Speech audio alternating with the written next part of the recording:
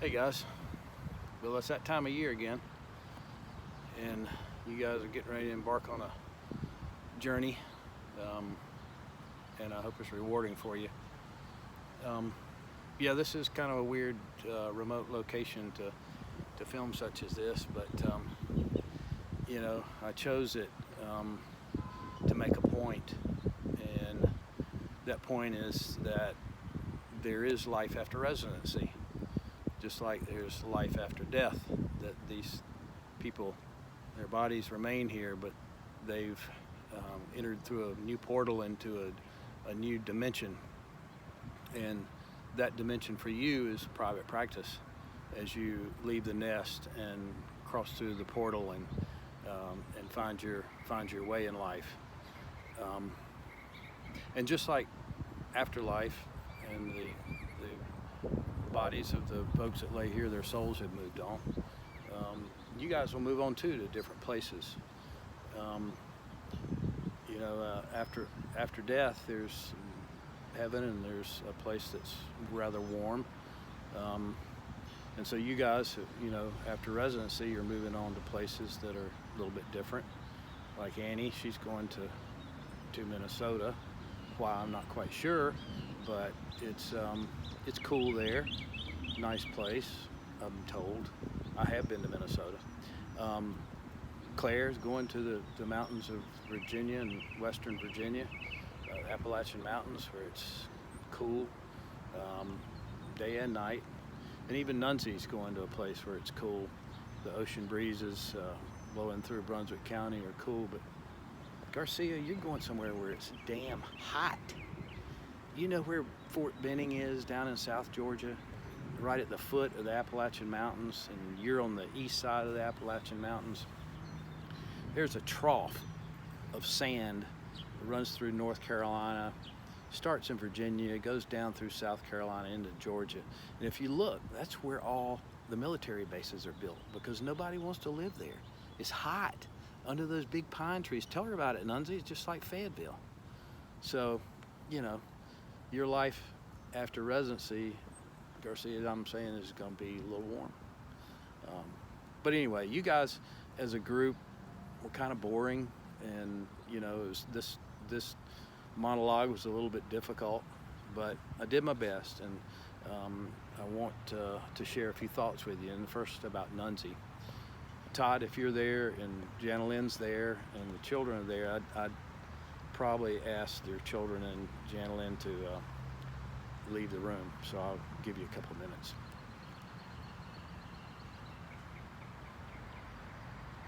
It is peaceful out here, and rather historical, by the way. I hope I'm not showing any names, but anyway, tried not to. So Nunzie, you've had some experiences, and you sometimes tend to want to share those experiences. And you told me a story about one time after you went out with a young lady that she consummated the relationship while you were passed out. While you were passed out. Well, first off, no woman is going to do that. Okay, no woman is going to do that while you're passed out on the bed or the sofa, the floor, wherever the hell you were. Nuns, there's a phenomenon in our brains that happens while we sleep. It's called a dream. It's called a freaking dream. It didn't happen the way you saw it. It's called a dream. In your sleep, like you've been asleep halfway through your damn residency, it's one of those things that happens. Your brain can fool you. So don't tell that story anymore, because it's crap. It was a damn dream. I said a dream, a damn dream. That's funny. You're hilarious. Anyway, Claire, you're a tough one, because you're cool. You're cool. You're not going to let anything happen that would, embarrass you. And I've been looking. Believe me, I've been looking. I knew you before you were here, and You know, some of the things that impressed me about you are your laid back kind of approach to things. You know, you drive a Prius, and you have an apiary. That's a beehive, by the way, folks. You grow your food, and you're vegetarian, and you know the clothes that you choose to wear are a little different. And you know, now that I think of it, that takes me back in time to a place on the West Coast in San Francisco. Yeah, in Golden Gate Park, on Hippie Hill, Haight-Ashbury. The Grateful Dead was cranking it up about that time, and Hippie Hill was full of aromas and recreational stuff, and it was a time of revolution, and yeah. Yeah, that was a good time. Yeah, the music was great. Oh yeah, we had fun. Recreation was not throwing a frisbee either. Oh, whew, it took me way back. Whew, back in the late 60s and 70s, and oh my goodness, that was fun.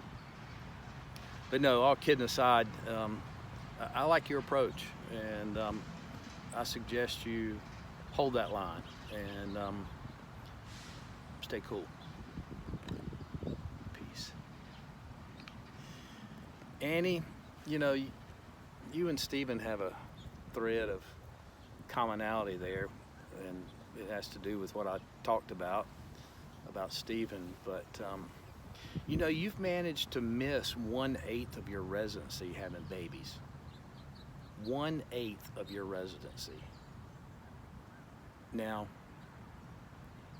you know, really, the joke's on you. I don't know how you got all your cases done.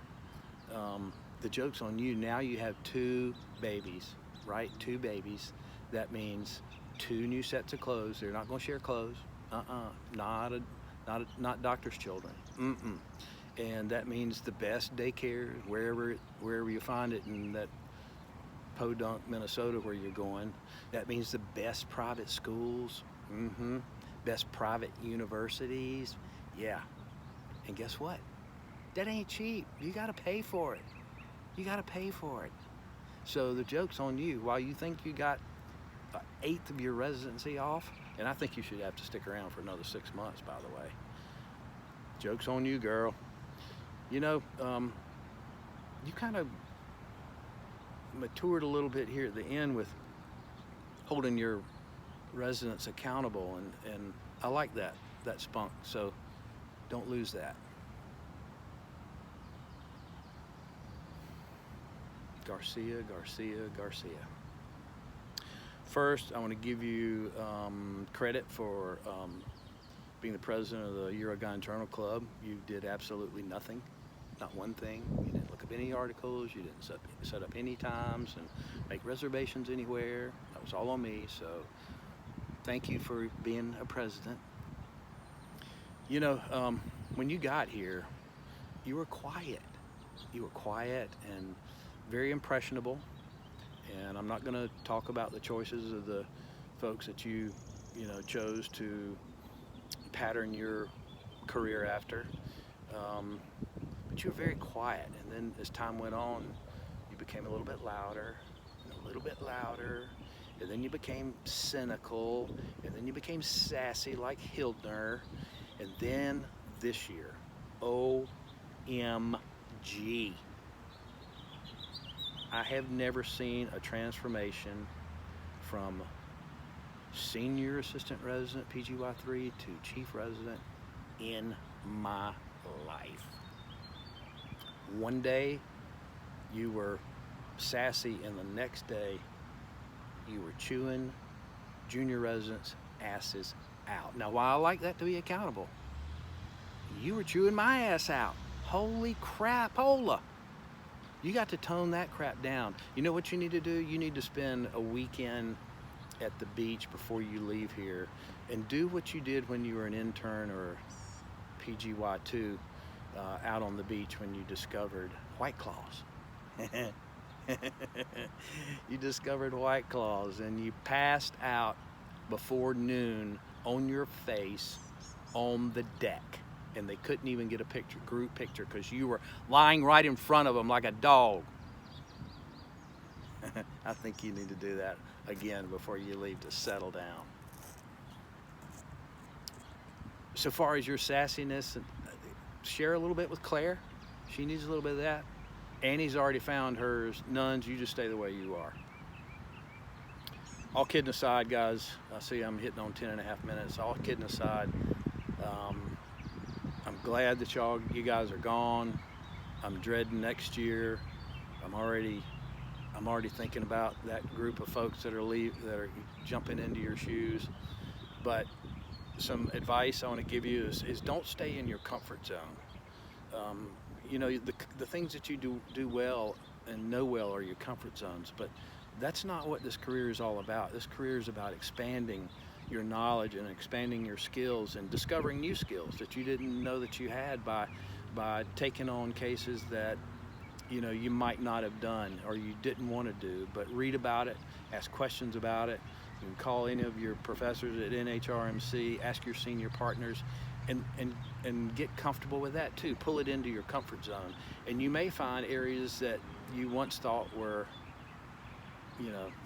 not something that you wanted to do. You might find and enjoy and get pleasure out of taking care of the women that have these conditions, because you're not just what we send you out as. After 4 years, you will continue to grow, and for that I'm happy. Again, all kidding aside, we're going to miss you guys. Please stay in touch. You've got my phone number. Please stay in touch. So now I'm bored. I've got all that. I'm going to have a BM.